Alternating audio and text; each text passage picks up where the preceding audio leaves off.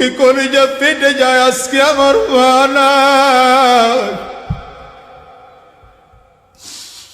যুবক, এই কষ্টটা তোমাদেরকে আমি বুঝাইতে পারি না। যত জায়গায় যাই মায়ের কথা মনে পড়লে আমি নিজের আবেগ ধরে রাখতে পারি না।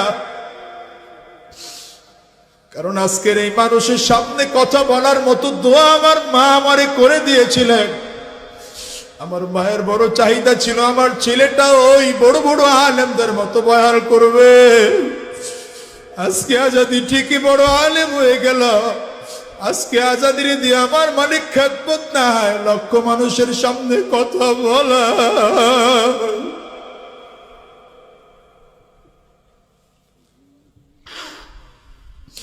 আমার মায় কবরে শোয়া।